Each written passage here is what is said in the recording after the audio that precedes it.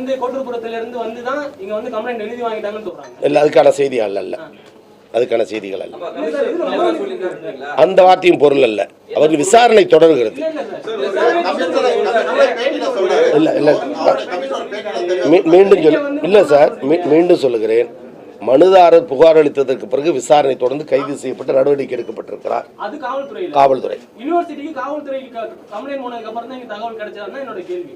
காவல்துறை மூலமா உங்களுக்கு தகவல் கிடைச்சதா? காவல்துறை மூலமா ஊடக பிரிவினரே அதுக்கான செய்திகளை ஒளிபரப்பும் தகவல் தரப்பட்டது, அவ்வளவுதான். அப்ப காவல்துறையில கம்ப்ளைண்ட் ஆயிருக்கு, நாங்க செய்தி போட்டதுக்கு அப்புறம் தான் யூனிவர்சிட்டிக்கு தகவல் கிடைச்சிருக்கா? தகவல் தெரிய வேண்டிய காலம் அதுதானே. அப்பனா போலீஸ் என்ன சொல்றாங்கன்னா அதுதான் விசாரணை இருக்கிற செய்தி என்ன கவுண்டர் பண்ண வேண்டாம். கல்லூரி பேராசிரியரோ சம்பந்தப்பட்ட டிபார்ட்மென்ட் ஏன் தெரியப்படுத்தல அப்படிங்கிறது அது நீங்க ஒண்ணு சொல்லலைங்கிறது ஓகே சார், அது அவங்களோட பர்சனல். நம்ம கேட்கலாம். இப்பயும் சொல்லுகிறேன், நீங்கள் இல்ல, அதாவது இல்ல நீங்க உங்களுடைய கேள்வியின் நோக்கம் புரிகிறது சகோதரா. ஆனால் காவல்துறை விசாரணையில் இருக்கும்போது வாக்குமூலமா இல்ல அதுக்குரியதுதான் இது. இல்ல முரண்பட்ட செய்தி அல்ல, முரண்பட்ட செய்தி அல்ல, இல்ல முரண்பட்ட செய்தி அல்ல. அப்படி ஒருவேளை உங்களுக்கு அது மீது முரணான செய்தி என்று சொன்னால் காவல்துறை முழு விசாரணை போது தெரியும். அதுக்கு இடைப்பட்ட மாற்று செய்தியை என்னிடம் பெற இயலாது.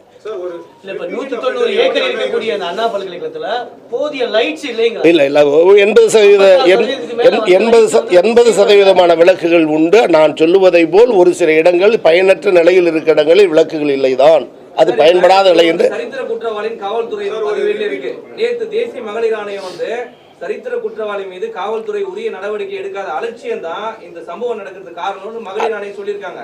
நீங்க இதுக்கு உங்க கருத்து என்ன சார்? அவர் அடிக்கடி வந்து போவாருன்றீங்க. இல்ல வந்து போவார் இல்ல, நீங்க மீண்டும் சொல்லுகிறேன். இல்ல பிரதர் நீங்க மீண்டும் சொல்லுகிறேன், அடிக்கடி வந்து போவாருங்கிற சொல்லுகிற வார்த்தை என்பது ஏதோ ஒரு அப்ரூவல் கொடுத்ததாக நீங்கள் தயவு செய்து பயன்படுத்த வேண்டாம். இல்ல பிரதர், புதியதாக ஒரு நபர் வருவதற்கும் இந்த சுற்று வட்டாரத்தில் அவர் மனைவி பணியாற்றி கொண்டு போது ஒரு நபர் வருவதற்கும் நுழைவாயில் இருக்கிற வாயில் காப்பவனுக்கு ஐயப்பாடு குறைவாக இருக்கும் என்பது யதார்த்த உண்மை.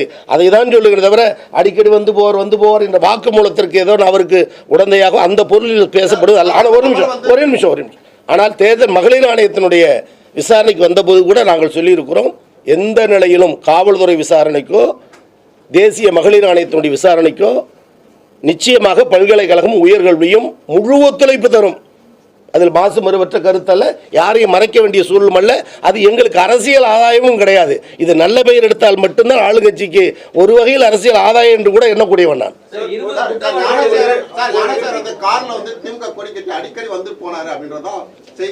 இல்ல சார், அதெல்லாம் தவறான இல்ல சார், அது மாதிரி தவறு இல்லை, அது மாதிரி தவறுகள் கிடையாது. அது மாதிரி தவறுகள் வேற ஏதாவது தேர்வு நேரத்தின் போதோ அல்லது மாணவர்கள் சேர்க்கையின் போதோ சிலர் வந்து போயிருக்கலாம். அதற்காக அந்த ஒரு கருத்தை சொல்லி அவர்கள் எல்லாம் என்று சொல்லுவது ஏற்புடையதல்ல. கூடிய வரைக்கும் முதல் தகவல் அறிக்கையில சாருங்கிற வார்த்தையை பயன்படுத்தப்பட்டிருக்கு. இன்னொரு ஆள் யாரு அங்க ஒரு ஆடிக்காரர் நிக்கப்பட்டதா சொல்றாங்க. இல்ல நீங்க அதாவது அதாவது பொள்ளாச்சி சம்பவத்தை போல் ஏதோ ஒரு செய்தி. ஒரே நிமிஷம் இன்னொரு கார் நிறுத்தப்பட்டிருப்பது ஆடி என்பதெல்லாம் உள்ளபடியே புரிஞ்சுக்கிட்டேன். வரட்டும், அதற்கான விசாரணை அதை தான் மீண்டும் சொல்லுகிறேன். முதல் தகவல் அறிக்கை என்பதற்கும் குற்றப்பத்திரிகை தாக்கல் செய்வதற்கும் உள்ள அந்த இடர்பாடும் வேறுபாடும் நன்றாக அறிந்தவர்கள் புரிந்தவர்கள். ஒரு சம்பவம் நடக்கிற பொழுது ஒரு முதல் தகவல் அறிக்கை தருவார்கள். அதன் பிறகு முழு விசாரணை நடைபெறும் போது ஒருவரோ அல்லது இன்னும் அதனுடைய தொடர்புடையவரோ அல்லது தொலைபேசி மூலம் பேசக்கூடியவர்களோ காட்சிப்படுத்தப்பட்டவர்களோ இணைக்கப்படுவது நீக்கப்படுவது யதார்த்தமானது. இது புரிந்தது அறிந்தது. எனவே அதற்குள்ளே சென்று அது ஒரு காரை சொல்லிக்கெல்லாம் ஒரு வாக்குமூலத்தை பெற நினைப்பது என்பது வழக்கு விசாரணைக்கு புந்தகத்தை விளைவிக்கும். இதுவரை தெரிந்தது நாங்கள் மனந்திறந்து உயர்கல்வித்துறையில் பல்கலைக்கழகத்தில் நாங்கள் அறிந்து தெரிந்து தமிழக அரசின் புரிந்த செய்திகளை சொல்லியிருக்கோம். இவைகளையே செய்தியாகவும் நடத்தவில்லை.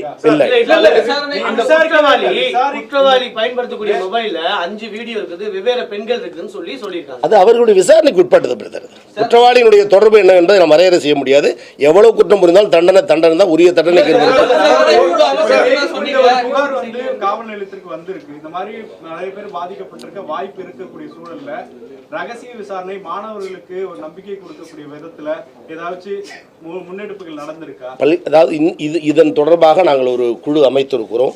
அவர்கள் மூலமாக அனைத்து துறைகளுக்கும் இது தொடர்பான உங்களுக்கு அறிந்த தெரிந்த செய்திகள் அல்லது இதன் வாயிலாக யாராவது பாதிக்கப்பட்ட செய்திகள் இருந்தால் ரகசியமான முறையில் நீங்கள் சொல்லலாம், பாதுகாப்பான முறையில் உரிய நடவடிக்கை எடுக்கப்படும் என்ற கருத்துருவும் நாங்கள் இல்லை எந்த நேரமும் செயல்படுகிற கமிட்டி இல்லை அது அவைகளை பெரும் உங்களுடைய ஆலோசனையை ஏற்றுக்கொள்கிறோம். எந்த நேரத்தில் எது நடந்தாலும் அலைபேசி மூலம் சொல்லுவதற்குரிய வசதியை உருவாக்கி தருவோம். ஆனால் அதற்கான குழுக்கள் அமைக்கப்பட்டிருப்பதை நாங்கள் கண்காணிப்பதற்கு வசதியாக இருக்கிறது. நீங்கள் சொல்லுவதை போல் அது பெண்கள் கலந்த குழு தான். இங்கு இங்க இருக்கக்கூடிய பதிவாளர்கள், பேராசிரியர் பெருமக்கள், மாணவ பிரதிநிதிகள் உள்ளடக்கிய ஒரு குழு தான். அவைகள் விசாரித்துக்குரிய அறிக்கைக்குரிய நபர்களை உங்கள் பட்டியலோடு பாதிக்கப்பட்ட மாணவிக்கு மருத்துவ வசதி பிளஸ் வந்து சைக்காலஜிக்கலா கொடுக்கணும்னு சொல்லி தேசிய மகளிர் ஆணையம் சொல்லியிருக்குது. என்ன மாதிரி கொடுக்கப்பட்டிருக்குது? நடவடிக்கை எடுக்கப்படும்.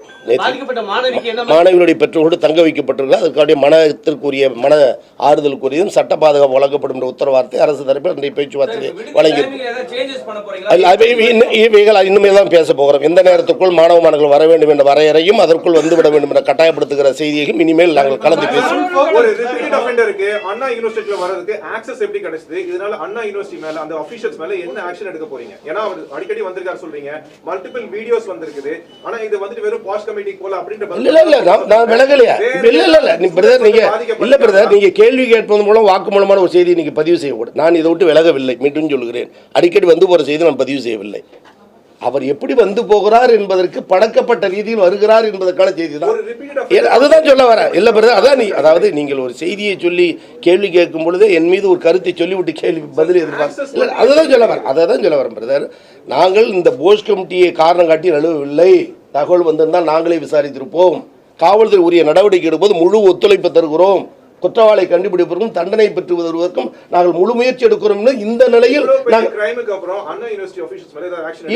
நிச்சயமாக உண்டு. இன்னும் கூடுதலான பாதுகாப்பையும் நீங்கள் ஒரு 10 தினங்களில் அறியக்கூடிய வகையில் உருவாக்கி தரும்.